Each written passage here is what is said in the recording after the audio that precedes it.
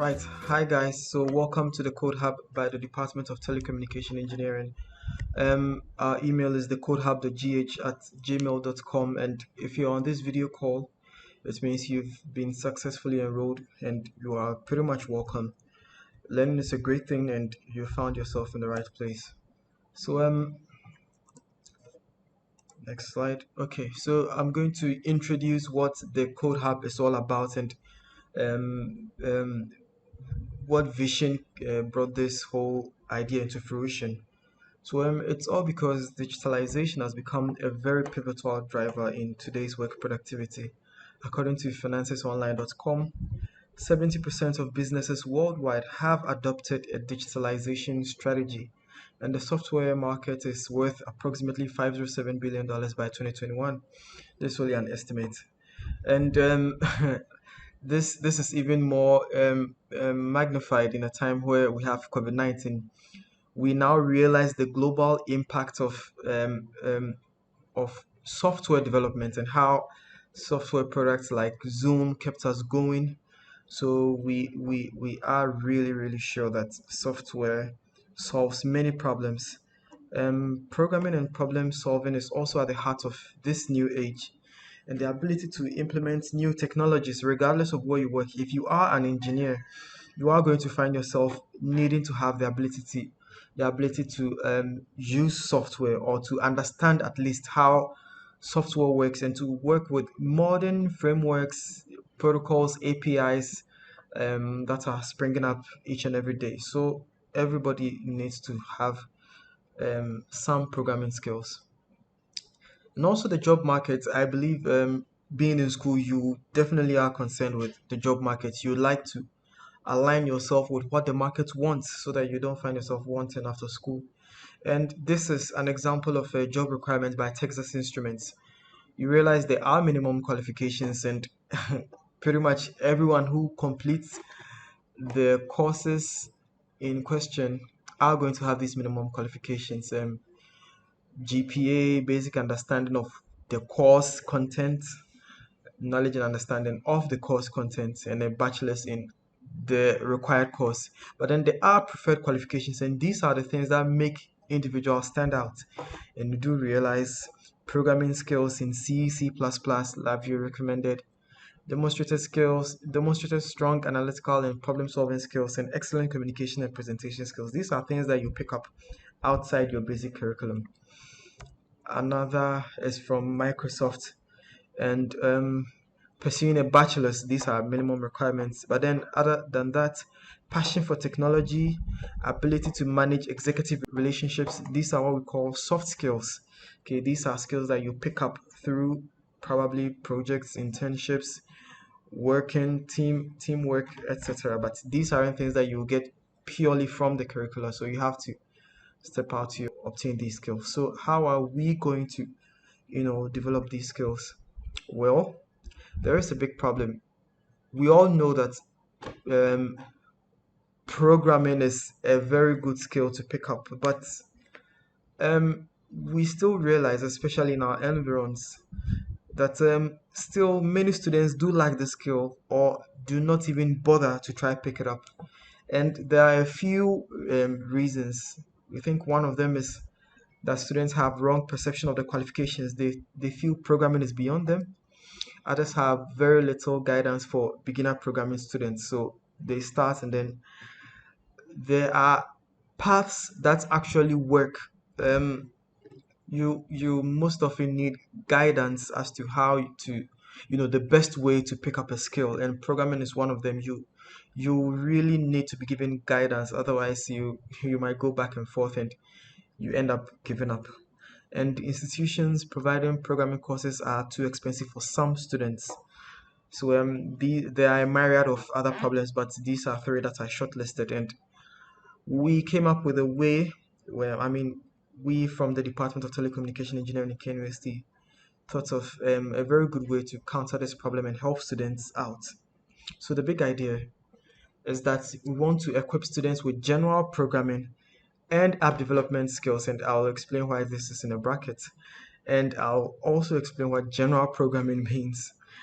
Two, to provide a mentor training system for students. This is to solve the problem of students lacking guidance, not having a clear-cut path as in the best way to approach picking up the skill of programming, and to provide the training service without charge. So for those who are unable to afford some costly courses can still hop on, and to provide a hands-on learning environment with a capstone project, and also to assist students to be problem solvers through project guidance. So this program has been designed in such a way that there is a capstone project for each student.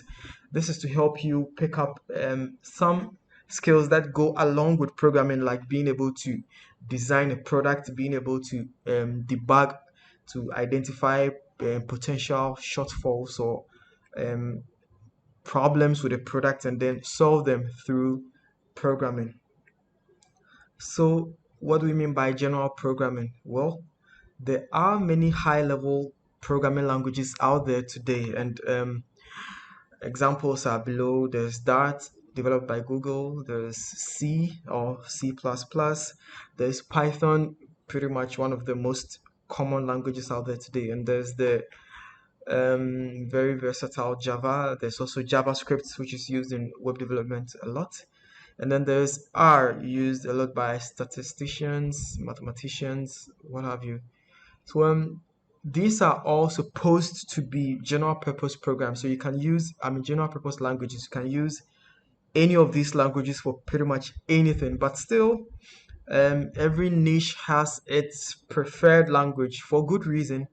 So the language a developer chooses depends on many factors. So app developers may prefer certain kinds of languages, and machine learning programmers or AI programmers, scientific programmers, mathematicians may all prefer different types of languages, different kinds of languages for good reason.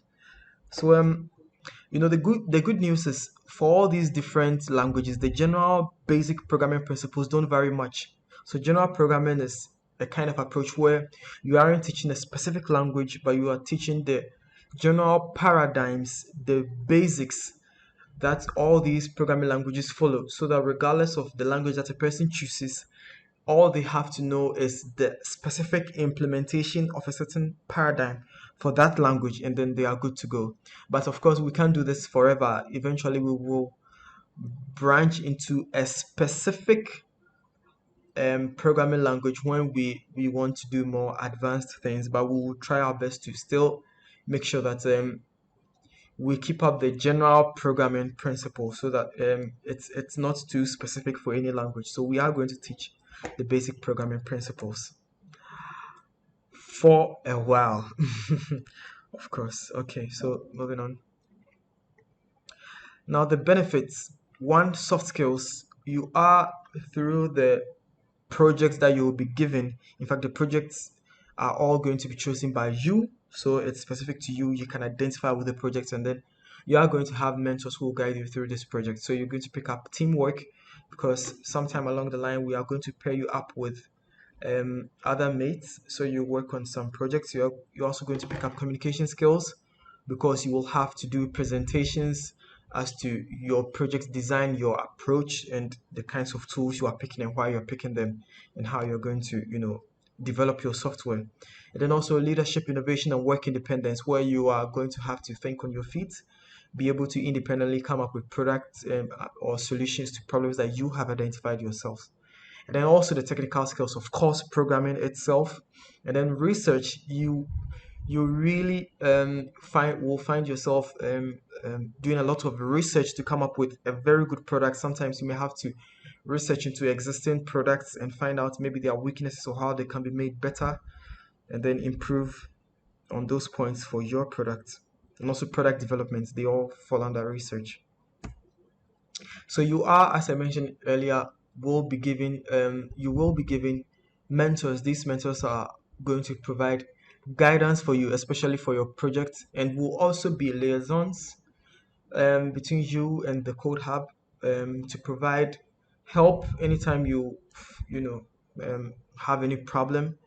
These are they are they are very good programmers, but they also understand the approach of developing a product, so they can guide you into producing a very good solution to the problem that you will identify. So these are awesome mentors. Each one of you is going to have a mentor that will always be available to help you.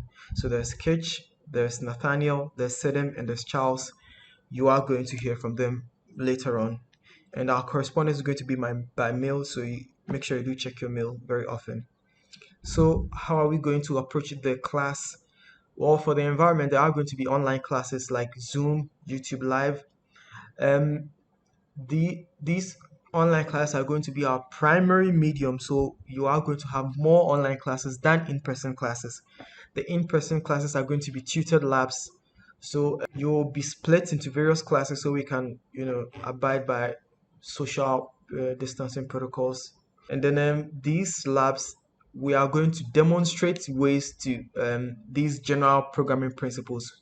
The tutor is going to show you ways to approach certain kinds of problems and um, give you basic programming principles, and you are going to have the chance to ask questions and have your questions solved, especially if you have a particular problem during your programming for your particular project. You can bring this problem to the tutored labs, and you're going to have live demonstrations as to how you can solve them. Example, if you want to implement a payment platform in an app and you are stuck, you can bring this issue to the tutored labs, and then the tutor is going to demonstrate how to implement such a payment platform. And then there are also going to be online collaboration platforms where you can communicate with your tutors and with your mentors as well.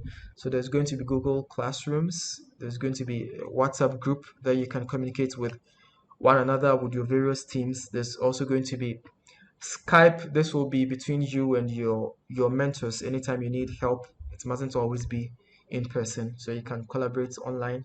And then there's going to be Zoom. For once in a while, we're going to have checkup meetings and just general discussions. Our first point of call anytime we want to meet will be Zoom, and then we also have the normal scheduled in-person classes. So the tools you're going to use: Dartpad.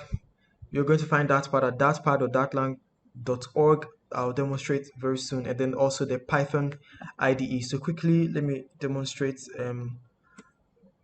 Dartpad. So you just go to dartpad.dartlang.org.